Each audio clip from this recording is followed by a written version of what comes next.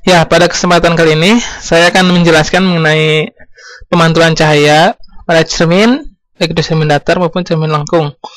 Oke, fenomena yang umum orang ketahui tentang bagaimana cara memantul itu terjadi misalkan cahaya matahari memantul pada bulan dan sampai ke bumi. Nah, sehingga kita bisa melihat permukaan bulan tampak terang ya, karena dia memantulkan cahaya dari matahari. Oke, sekarang kita lihat bahwa sebenarnya semua benda mau permukaan apapun itu memantulkan. Misalkan seperti contoh yang ini dan yang kanan satu lagi. Perbedaannya adalah yang kiri cahaya yang dipantulkan itu tidak kembali sejajar, tapi terpantul ke berbagai arah karena permukaannya tidak datar. Sedangkan untuk yang sebelah kanan dia kembali sejajar sehingga dia lebih terarah. Nah, yang kita lihat dua jenis pemantulan itu kita sebut dengan pemantulan baur dan teratur ya. Baur itu tadi yang permukaan kasar dan ini yang teratur.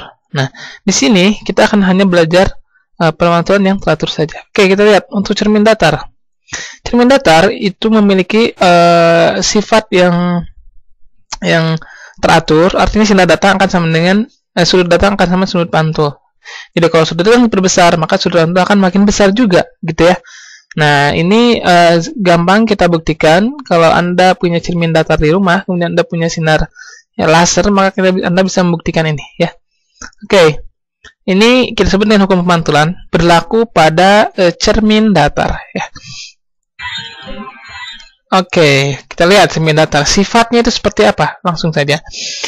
Cermin datar itu memiliki sifat sama besar, sama tinggi juga, sifatnya maya. Ya, artinya ada di belakang cermin atau tidak bisa ditangkap oleh layar. Kita lihat ini jelas. Anda sering berkaca sebelum berangkat sekolah.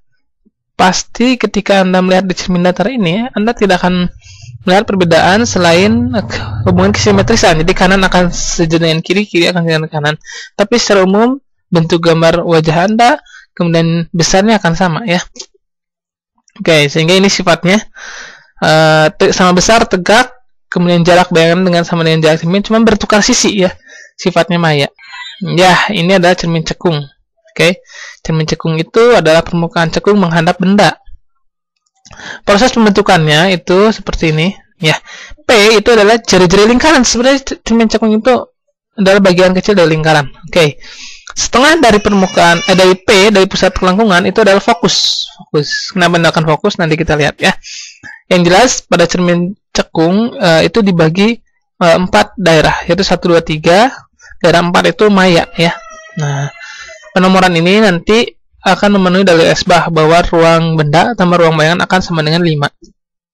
Ya, sifat yang terbentuk pada cermin cekung yang pertama adalah sejajar sumbu utama menuju fokus. Lewat fokus maka sejajar sumbu utama, dan kalau lewat pusat kelengkungan itu akan dipantulkan ke titik asalnya. Oke, contoh pembentukannya seperti ini. Anda bisa coba nanti di rumah. Bahwa ruang bayangan itu 3, ruang benda itu 3, ruang bayangan 2 akan sama dengan 5. Itu dari esbah ya. Jadi Anda tanpa menggambar harusnya sudah bisa. Misalkan seperti ini. Ruang benda ada di ruang 3, maka ruang benda di ruang 2, maka bayangannya ruang 3 pasti karena harus sama dengan 5. Kita cek. Oke.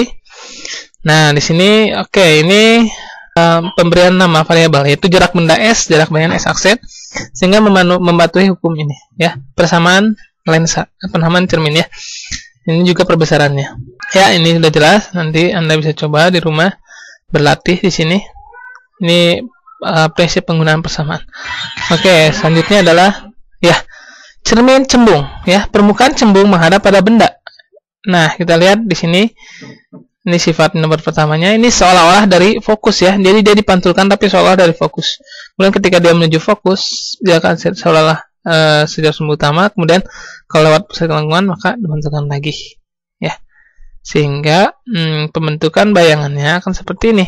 Nah, oke. Nah, di sini akan berbeda dengan cermin cekung, cermin cembung itu memiliki sifat yang sama untuk semua jarak benda, itu maya tegak dan diperkecil. Jadi maya dia tidak bisa ditangkap oleh layar.